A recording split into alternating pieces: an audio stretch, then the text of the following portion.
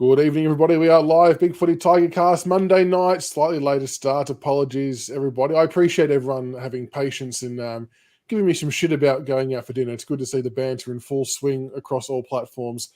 But no, we're always going to turn up on the Monday night, no matter what, rain, hail, or shine. So I appreciate everyone's patience there. Grok, how are you, mate? Welcome. Yeah, good to be back, mate. Thankfully, all the paperwork is done. NDIS reports, pain in the ass, but all good now. The question is, though, was the food worth it? Yeah, it was all right. It was all right. So at Trios in Cranbourne, and actually, I went with your suggestion, which I didn't see when I looked at the initial menu, the pork lovers parma. So it was a parma with have pulled pork, salami, ham, bacon. Yeah, it was all right. The only thing was, it was just the salad on there ruined it because the vinegar and the tomato juices and cucumber shit just leaked into it all, and it just killed it. So that was my fault. I forgot to ask for no salad when Lauren went up there. But yeah, we learned. But it was all right. It was all right. Went with the lemon, lime, and bitters for drink. Disappointing. There was no Brookvale Union on tap, which was a bit flattening. How in this day and age do pubs not have Brookvale Union? Not even in can form. They had nothing. They're missing out. They had hard rated, but I'm like, I don't really want a solo. The lemon, lime, and bitter Brookvale Union was where it was at. That was on my mind, but no, it wasn't to be. Speaking of the hard rated, they're actually bringing out the lemon lime version in a no sugar. Oh, okay, interesting. Yeah, so I'm well for that one. It'll be good. Dinner with Ralph Carter set up the Dust interview. Not quite. No, it was her father-in-law's birthday. But look, we've done a power of work to try and get Dusty on, and Ralph has liked a few of the tweets that we've made and a few of the tweets that you guys have made as well. But yes, yet no further contact as yet. But it was worth a dip. It was worth a cheeky go. So welcome to everybody who's in chat as well. All right, we'll get stuck into it. We obviously played the Cats on the weekend down your neck of the woods, Grok. And the Cats ended up winning by 30 points, 15-9-99 to 10-9-69, yeah, by 30 points, like I said. Goal kickers, with Samson Ryan popped up with 2, which was really good to see. Dusty with 2, Lafau with 2, Mansell 1, Cumberland 1, Seth Campbell 1, and Baker with 1. It was a story of two halves, really, wasn't it, Grok? I thought, and even Geelong supporters who I know have said the same thing, that in that first half that we were quite comfortably the better side. Yeah, absolutely. Again, it's been probably the tail of our season for the best part of probably 75-80% of it, where we've gotten off to some really positive starts. And then after half-time, you can obviously tell that being a younger side, haven't really got the experience in the match fitness, that we're just dying off. But the rain couldn't have come at a worse time for us either. It just turned it into an absolute slogfest, and it's a bog at the best of times at Kardinia Park. So when it rains, yeah, that just completely screwed us. But how shit must Geelong be to be absolutely pantsed by a side that's got 25 fit players and they're just missing Dangerfield and Blitzarves at home? It was impressive. How shit must you be? I saw my aunt and uncle actually on the telecast. They showed them halfway did through. They? Yeah. And my uncle did not look happy, and he just gave me the flip the bird emoji. But seriously, for a side that pumped themselves up all preseason, this is us, one last flag tilt. They almost got done by a bunch of teenagers. Honestly.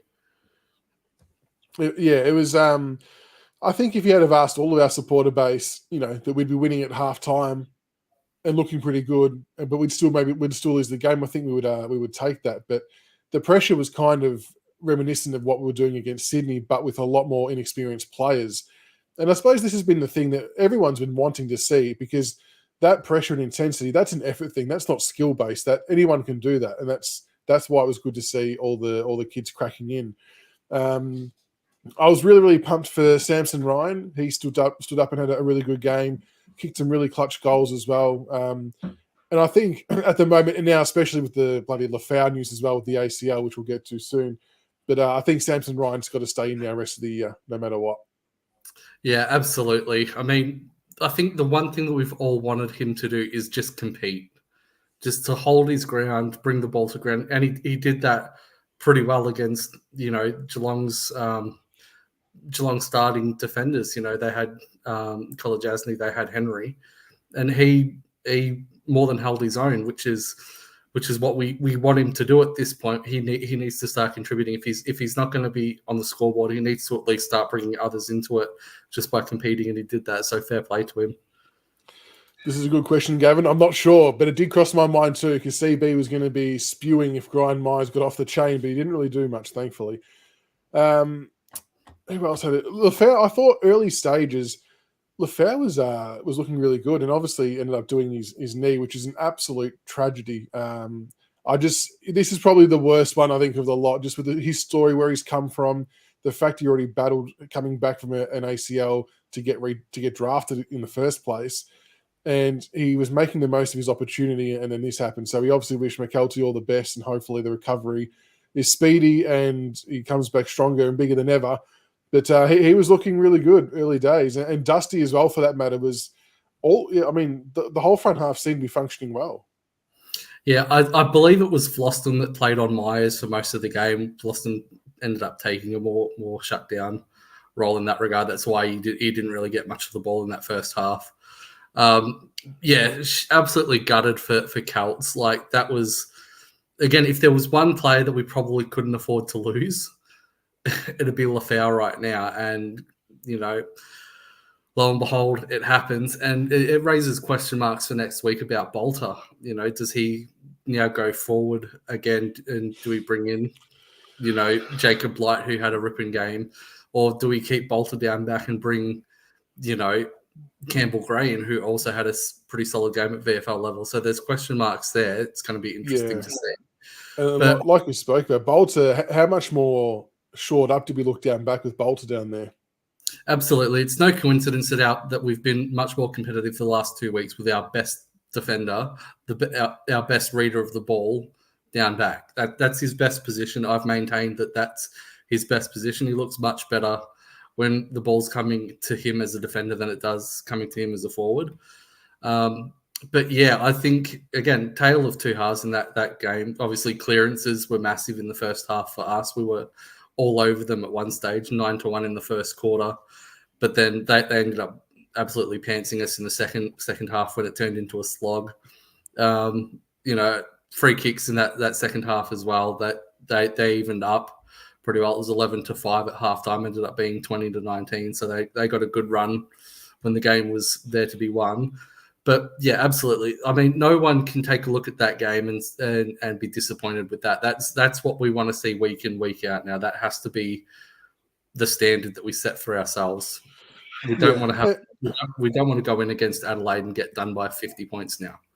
No, that's right. And I think if we can give that intensity and effort for a half, 3 quarters, and then we fade, I think people will be okay with that, because there's a natural expectation that young kids are going to fade. That's not sustainable yet, with where they all are in their development cycle, to be able to do that for 4 quarters. Like, we saw how long it took for us to get to that stage. We didn't even know it was coming in 17, I suppose.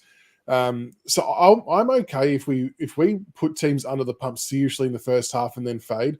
I'm okay with that, because it's just part of their learning development. McAuliffe was another one who looked really good again. I think he's another guy. You want to try and get him to 50 games as quick as possible. Thompson Dow, I still think, had a good game. I mean, I know people are a bit divided on him, but he's still playing the number 1 midfield role, and he shouldn't be number 1 midfielder. So he's doing a lot of heavy lifting for a young kid with not much experience. And Hugo Rollsmith was the other one, Grok, I think, who again played another really, really good game. I think he's put together maybe 4 or 5 pretty solid efforts now. Yeah, absolutely. Besides Baker and Lafau, I probably have Rolf Smith as our 3rd best player over the course of the 4 quarters, just his ball use and his ability to take the game on. In regards to Thompson Dow, I think that was the most comfortable he'd looked playing as that clearance mid. Like that first quarter, he was just bouncing off the bigger blokes and winning clearances. They couldn't stop him from winning the ball. And so I can see the concern still. His body size, again, he's still too small to be that type of player consistently. But anyone who looks at that game and doesn't rate that he's got at least some AFL traits needs glasses, because he tore Geelong a new one in that probably the first 35, 40 minutes of that game. And McAuliffe is, just a pure midfielder, sees the ball, gets the ball, needs to tidy up his disposal. But I think with another 30 games under his belt, and he gets used to the pace of AFL level and knows when he's got time to use it better, and when it's time to dump it, I think he'll be a lot better as well. So there's pleasing signs there. And Seth Campbell was another one who had a reasonably good game. He's another one that I'd love to see 50 games into as quick as possible. He seems to be feeling a bit more at home, I suppose, week in, week out. I know he's not getting, your 20, 25 touches, but 5 marks is still a pretty good return, 10 disposals, got a goal. He just seems to be getting himself in the right positions now, which is more important. Absolutely. And unlike a lot of our younger players, he's actually got a tank. He's running games out. You see late in the last quarter, he's still running on top of the ground, chasing and pressuring. So I think that brings it. People like, why hasn't he been dropped? For all of these other sorts of players, but he's one of the ones that's genuinely running games out, and that's what we need late in the last quarter. So I'm wrapped for him to actually get on the scoreboard.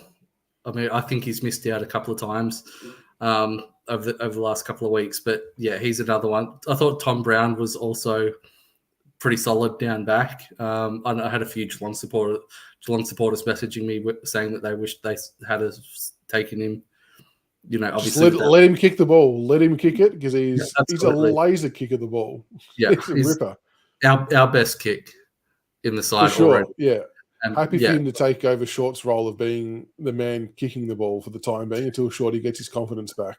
Yeah, absolutely. I think there were more positives. Again, it's been the story of the year, but our younger kids that are really driving the team. I think there are quite a few older players who had down games. But yeah, that's all we can see at this point. We want to see the kids stepping up. We want to see what they're made of. So yeah, exactly. It's I know it's a crystal ball question, but I felt like we left about 4 really easy chances on the table in the first half, which would have made it about a 45 to 50 point game. I think that almost makes the difference. That kind of lead in that environment could almost break a team. I know Geelong this season, they may have wound it back a little bit. I just can't help but feel if we had have converted those easy chances, we actually may have gone on with it and won. And that was before the rain come down. Sonzi missed an easy one. I think Cumberland might have missed one, and there was a couple of others that missed. Lafau missed we just left, as Dimmer would say, left goals on the table. That second quarter is the one that we'd be kicking ourselves with. We were all over them, absolutely all over them, and yeah, I think at one stage we were 2-6 from set shots, which is massive. Whereas Geelong at that point were 6 goals, 1 or something. It was just massive, the difference. I thought we played the actual ground dimensions a lot better than Geelong did in that first sort of 80 minutes. That you don't often see Geelong players kicking it out on the full coming out of the back line, but they did it probably 5 or 6 times throughout the course of the game, which is, again, I think the way that we defended space was a lot better. We didn't allow them that short kicking game for long periods. Until that last quarter. Obviously, that last quarter with the tired legs, we were able to find space and get those marks. But I think the pleasing thing for me as well is our backline held up well. They absolutely tailed up Cameron. They tailed up Hawkins. Did a great job. Stengel didn't really do much either. So I think, our backline definitely held up really well. And our forward line did reasonably well for the number of inside 50s we ended up having us. Miller's having a ripper year as well, and I really do think they stand a bit taller with Bolter down there. Before we speak about the next player, I do want to give a big shout out to those who did travel to the game, because the noise the Tiger fans made was quite clearly heard on the telecast, and people might think this is petty. I don't give a shit, but I'm glad that Tom Stewart still knows that we haven't forgotten. We have not forgotten about that Prestia incident, and the Tiger faithful who were there let him have it every chance they got. And I was proud as punch when they were doing it too. It was nice to hear. It was nice to hear the Tiger Army getting stuck into them on their own deck. Absolutely. And this is where, again, I'm going to hang some shit on Geelong. I love every chance to do it. But all the whinging and crying, we should play big sides down here because our members miss out if we play it at the MCG, blah, blah, blah. Well, how do you explain the fact that there was probably 30% of opposition supporters at your home ground when Geelong members didn't turn up? It's absolutely disgraceful that they could not sell out. And there was that big of a contingent of Richmond supporters there. That's an absolute indictment on Geelong supporters, to be perfectly honest, especially primetime Saturday night. It's absolutely disgusting. They've got no leg to stand on now. They've got a bigger stadium that they can fit more supporters in, but their supporters have not turned up. Again, they're bandwagoners. They've lost 4 in a row and they don't turn up. No, and it was just so heartwarming to hear the Tiger Army out there in good numbers, getting nice and loud. It was good. It was good. The next player, Caleb Smith. Now, he only had 3 disposals, and first of all, I want to say I'm wrapped for the young man getting his debut, but I actually want to criticise the club briefly. Yeah, I hate the fact that we debut players as a sub. It drives me nuts, and I know getting an AFL game shouldn't be a token gesture and you've got to earn your spot and things like that. I get it. But if you're going to debut a kid, if you're going to make a big song and dance on the socials, you're going to fly his family over, do all this. Like they cut to his poor grandma in the crowd about 40 times saying how excited she was, and he sat on the bench for 3.5 quarters. I just think it's a bit of a kick in the teeth, to be honest. We've done it a couple of times. We're not the only club. But if you're going to debut a player, give him the full game, give him that full-blown experience, let him enjoy that excitement and enjoy that moment, because I just can't imagine it would feel the same compared to a normal debut. I know he's still going to be excited, but it's just not the same. 100%. And again, as you touched on, the kid's from WA. They flew his family over. They flew 4 hours to watch him sit on the bench for 110 minutes. Yeah. It's poor. It's a poor look, and I think we've done it with nearly every debutant we've had this year. And if it wasn't for Morris Jr. hurting himself, Lafau would have been another one who was meant to be sub. And I don't like it. It's poor optics. I think it just adds. Imagine sitting there for 110 minutes on the bench to come on. The pressure of I've only got 10 minutes to show, what I've got. Because there's no guarantee he's going to play next week now. There's no guarantee. That's right. Come in. So he's got 10 minutes. He's had 110 minutes to sit there and stress and worry about the game, and to go out there knowing that no matter what he does, he may not be playing next week. I definitely would have played. I definitely would have played him, and even if not, I would have definitely have sub Pickett off halfway through the third quarter when he was having an absolutely disastrous spell. Yes, Pickett has done some good things, but for every one good thing Pickett does, he does 10 poor things. And all those little tap out of contests that went straight to a Geelong player out on the clearance. And the most unforgivable one for me with Pickett was that out on the full where he tried to run around after it had just been pissing down for 20 minutes and he slips. Again, just poor situational awareness. There was no need for him to do it. It's just dumb mistakes that he doesn't think. So at that point, I would have subbed Smith on. And to Ratbag's point as well, that he's coming on when everyone's completely gassed, so he's not really got the right support around him because everyone's going at half rat power. And like you said, he's either playing VFL next week or he has to play a full game of AFL. I don't think they tend, for young kids in particular, I don't think they tend to go back-to-back subs. I know Camden did a few times, but he's a seasoned player. But yeah, I'm just not a huge fan of it. I really wanted to see how he went. And like you said, the pressure, the internal pressure on himself to try and impress the coaching group in 8 minutes of football is quite extraordinary and not really feasible, to be honest. But anyway, hopefully he gets a crack, because I thought he showed some good signs. What I did like is while he was on the ground, and I don't know if this was by design to try and get him involved, but the fact he was running down to take the kickouts too, to get his hands on the footy and I suppose, get used to the ball. I thought that was really good to see. Yeah, absolutely. I think that was a directive. I think a lot of the older players, I know Nick Vlosten and Jaden Short actually told him to go down and take it a couple of times. You could see them directing him to the goal square. That's good awareness. That's good awareness. That's good awareness. Get him involved. Get him feel like he's contributing something, and show what he's got with his kicking. Got no issues with it. And because to compound the issue of him only having 8 minutes, the first bit of play he had, he got done holding the ball. It's like, Jesus, he's just come on, and then he's got done for that. He's going to go into his shell. So I was really glad he got a few disposals, and I really hope to see him again. Speaking of holding the ball, question for everyone: what was everyone's views on the new interpretation of the holding the ball rule? Obviously, the whistle was sped up quite substantially, and feel free to comment on if you watched other AFL games as well. The one that stood out for me was actually on Hawthorn Adelaide. One of the players on the wing got the ball, sort of took a half a step through, got his arms up and handballed it. He actually got the handball away almost simultaneously, and he got pinged for it. And then the ball went down the other end, and I think a Hawthorn player had about 5 seconds with it, wasn't paid, and they scored a goal. So there's still discrepancies. My main issue is, though, that is now actually rewarding the player second to the ball as opposed to the player being first to the ball. And that, to me, that's a fundamental issue for football. Because as a coach, you're always teaching the kids from under 9s, 10s, 11s, be first to the ball, first to the ball. Now, the player who's deliberately half a second back, is now more likely to be rewarded with the footy, which I think is the wrong message to send. Absolutely. And Geelong kicked 2 or 3 goals from that exact scenario with holding the balls in their forward line, because they dropped off the contest for half a second and waited for... I know Baker got done for it twice. And I think... I can't remember who it was. Was it... There was one other one. It might have been Mansell. Got done. They went straight ahead. They went for the footy, picked it up, got tackled, and then got pinged for it because the Geelong players sagged off and waited for us to get the ball.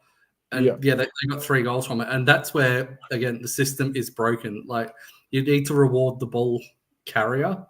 You can't be penalising a player for wanting to get the ball more than an opposition player. That's where it's fundamentally broken.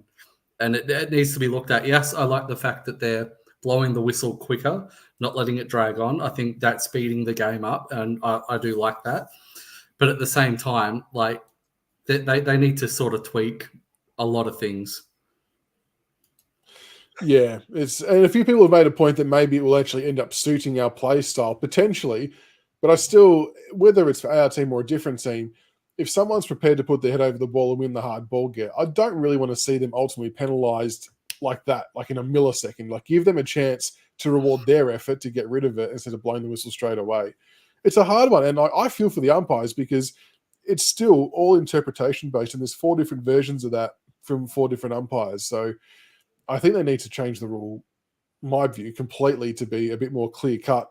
If I was able to change it, I would have it as simple as, if you take possession and you don't get a kick or a handball away, it's a free kick against. I don't know if there's any other variations you could put on that, but yeah, it was interesting. It was interesting, and like, we've already seen a few coaches already ask the question of the AFL, wanting clarity on stuff. So yeah, it's going to be interesting. But all right, we'll take a look towards the game this week. We've got the Crows on Thursday night, bit of a prime time slot in some ways against the Crows.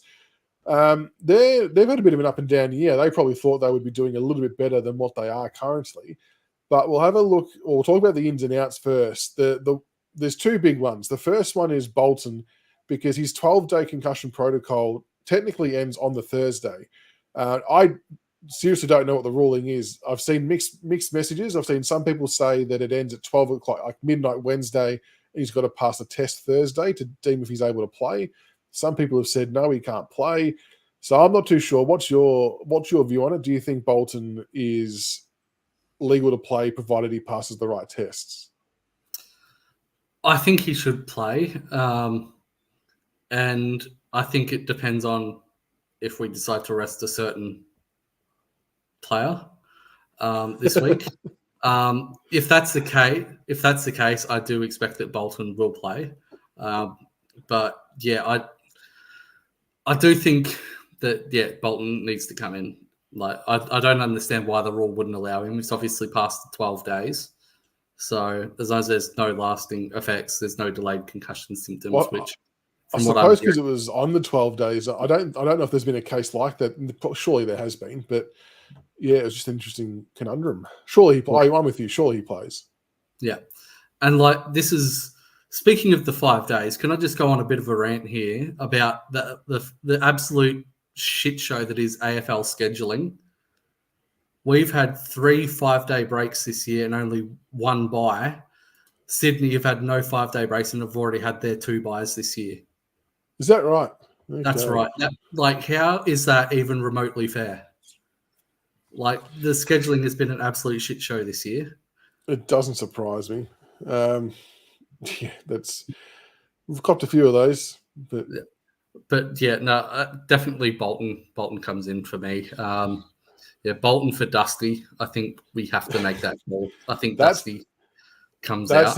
That's your $1 million question, isn't it, Grok?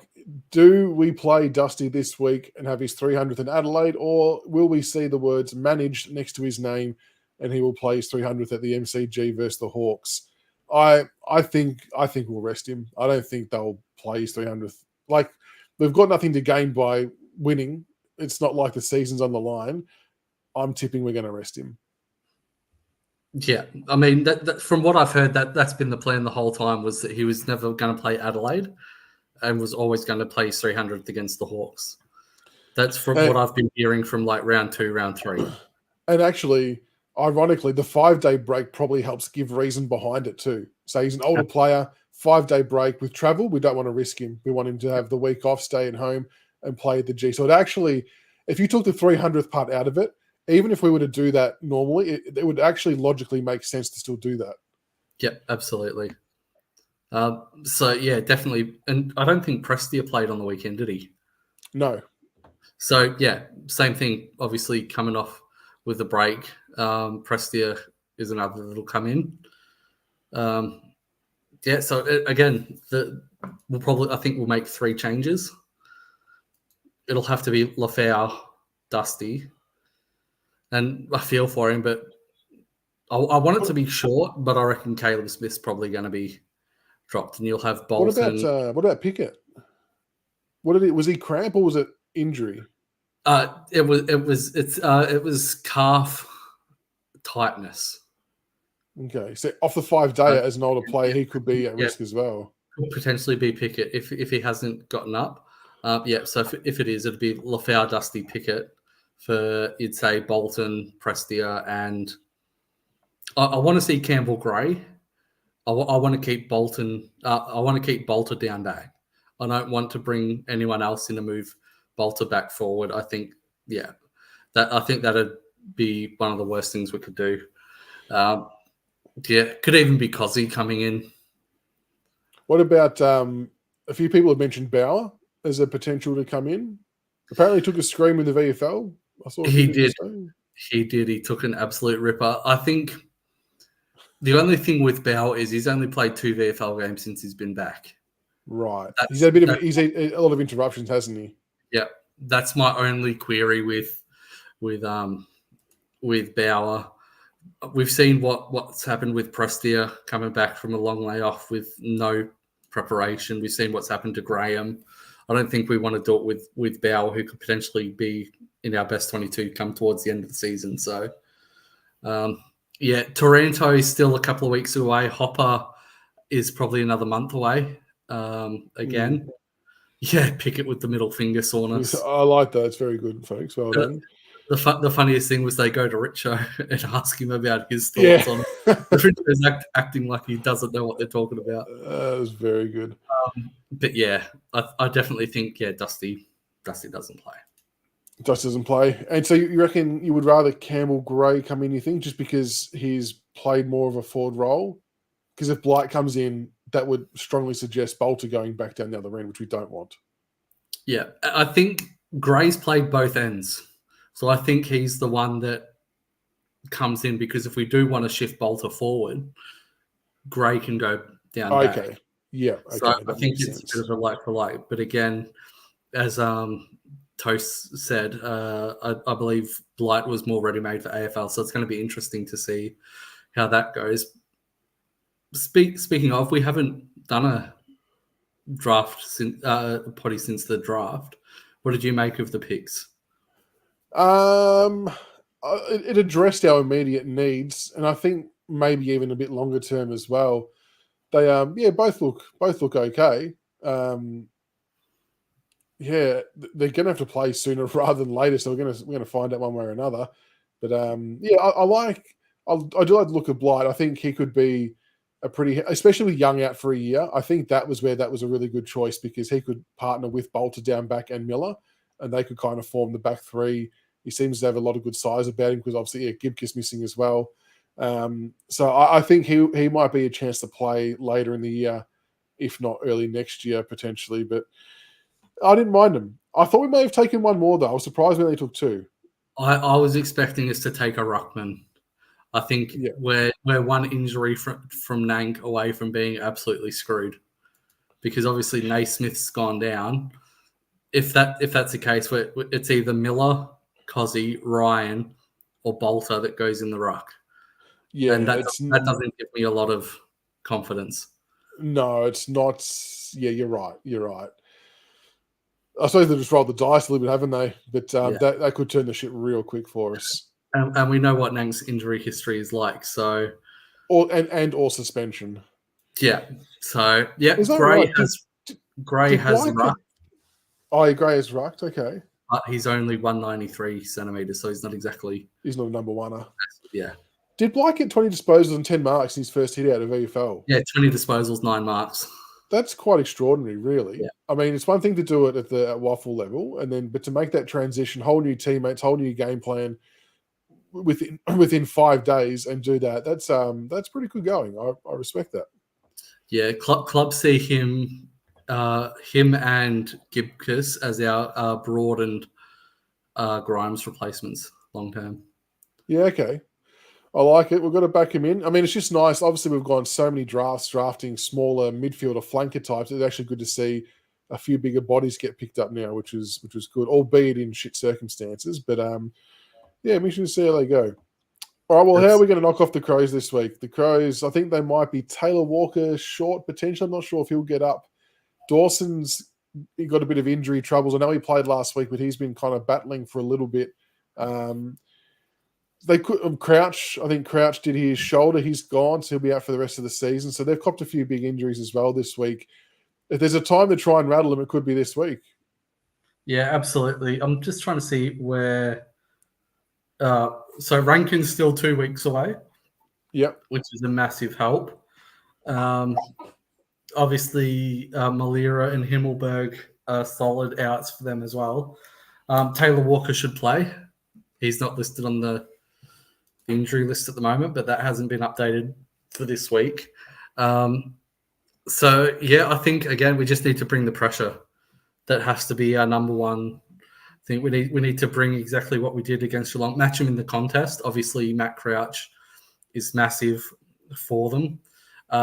Dawson as well is another. We need to really shut down Dawson. Sets up a lot for them. Oh, his marking behind the ball is ridiculous. If Dawson and Crouch are out, that's some big outs for them. Yeah, they'll definitely play. So Dawson, Tex, and Crouch. Yeah, well, that changes. That definitely changes a lot of things. I think if that's the case, it's going to be interesting. So we've got some good mids. Saligo's had a really good year for them. Rory Laird's, always doing good things. Yeah, but it starts to, and like it does with every club, it starts to test their depth a little bit. So that's going to make things interesting. Fogarty up forward. I like Fogarty. I'm kind of surprised they've kept Tex around for as long as they have, because I thought Fogarty wanted to be the main man, but he will be, I suppose, the main forward, and Keys is probably, I don't know who's going to come in for the other guys not playing, but Keys is probably their next best forward. I feel like our backline could match up okay against him, depending on who comes in, but it feels like we might match up okay. Yeah, obviously you've got Rochelle there, who's capable of kicking a bag if he pulls his finger out. I'd based on that, I'd back our backline into to smother their defense as long as Bolter stays back. If Bolter stays back, I reckon we've got them covered. It's the midfield battle. I think that's where it comes down to. And O'Brien, like obviously he's a very solid AFL ruckman. We need Nank to absolutely battle it out. We can't have O'Brien getting a hold of him around the ground. Yeah, exactly. And if we're getting someone like Prestia back this week, that's another really good addition into the midfield. Graham has another week under his belt.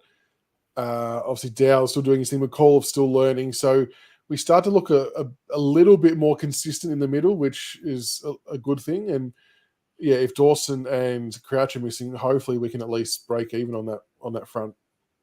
Yeah, no, I wouldn't be surprised if McAuliffe goes massive back in Adelaide. No doubt he'll have a lot of from there. Yeah, good call. No doubt he'll have a lot of family and friends at the game. So I reckon this is one that he's set himself for. And if Taranto's in, like I've not heard any of these whispers, but if Taranto's in as well, yeah, if you're adding Bolton, Taranto, Prestia, that is music to our ears. That assuming they all stay on the park and are fit and ready to go, it would be very good. And then it just comes down to the forward line. Obviously, we lose Lafau. Mark Keane's a pretty good intercept mark. Brodie Smith, very good rebounder. So we're just going to make sure that we. Smith is copping a lot of crap from Adelaide fans at the moment. They want him out of the side, so there's every chance that he gets dropped. Yeah, always on his form hasn't been great. Yeah. Well, we're just going to make sure that we lower our eyes and hit our targets again. Cumberland's got to have. Cumberland, I actually didn't mind him doing that defensive forward role on Stewart. I thought it was a good move for him to give him a directive. His defensive stuff was okay. He had a couple of really good passes, kicked a goal. So he could maybe do a job on someone back there. And Samson Ryan, a lot of it is going to hinge on how well he plays. And I don't want to put a lot of pressure on the young kid, but if he can play sort of anywhere near like what he did in the Cats game, that's going to give us great chances to be able to compete up forward. Absolutely. If Bolton is in, I'd almost be tempted to play Bolton out of the square. I think our midfield is covered. I mean, at this point, what Bolton's going to give us through the midfield, we're probably lacking up forward. So I'd much rather him be up forward this game, providing a target, than through the midfield, especially if Prestia is back. I don't think Taranto plays. Taranto's still at least a week away. Bolton for me, I think he provides such a difficult target to match up on up forward. And I think he'll stretch the Crows, especially that because he almost plays similar to what Lafau does, is that lead up, jumping player at the ball. So even though he's a good 20 centimetres shorter than Lafau, his leap more than makes up for it. So I could see him being probably our number one target up forward. Well, it's going to be a fascinating game. I really hope they can back up that pressure. Like I said, I don't expect them to do it for 4 quarters, but if we can do it for another 2, and if we can just apply the scoreboard pressure and take our chances, we could be half a chance here. So Adelaide seem a little bit vulnerable at the moment with their outs. It could be a good time to get a win on the board potentially. So with that said, let's get a tip, including margins. Grok, who are you going with and by how much? It's tough because I really do think we're a chance to win, but I do think again we'll run out of puff towards the end. I'll say Adelaide by 5. I think it'll be a close one. I reckon we might be a sneaky chance on the road here with some of the players coming back. I'll say the Tigers by 11, but we're going to need to build up a decent lead because I'm not sure if we can sustain it just yet. But if we just show good signs like last week, I think we'll be happy. And then we can obviously try and then gear up for a big one the following week. But I'm a little bit torn because we obviously want to win games, but I am also mindful of the fact that not winning isn't that bad of an idea given what's at the other end of it. But it's just about get some games into the young kids, let them have a crack. And most importantly, as Brett points out, I'll be happy with no injuries. That would be the biggest W of the lot if we can get away with no injuries. Yeah, I'd take that over 4 points. 100%. Yeah, if we can get through a week without injuries, that would be an absolute godsend. And then we start to get some players back, and we get to see what the young kids look like with some of the older heads in the side as well, which is going to be really important. So, absolutely. All right, well, thank you, Grok, for joining me tonight. Much appreciated. Thank you to everyone for tuning in. Appreciate everyone jumping on board despite the slightly later start. Thank you for being understanding. And hopefully, we're back on Monday night, hopefully with a win under our belt.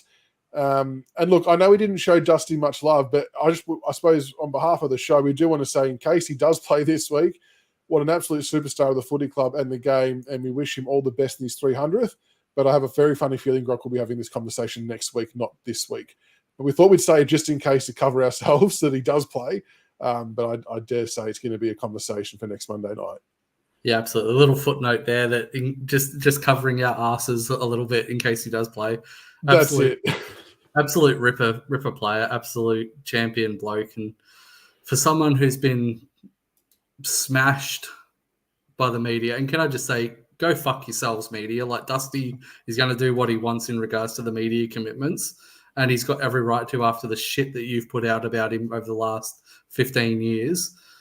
Yeah, fair play, Dusty. Do what you do, mate. Like, take the week off. If you want to play, obviously, I think it's going to be Dusty's call if he wants to play or not. I think he'll have that right to call it. But yeah, like, he's absolute champion. And if he is rested, I would love the club to list the official reason as 300th next week. Just don't even try and hide it. Just put it out there. Just celebration. Delayed celebration. Just own it. Just who cares? Yeah, absolutely. Oh, gosh. All right. Have a good night, guys. Thank you so much for tuning in, and we will speak to you all next week. Until next time, go Tigers. Go Tigers.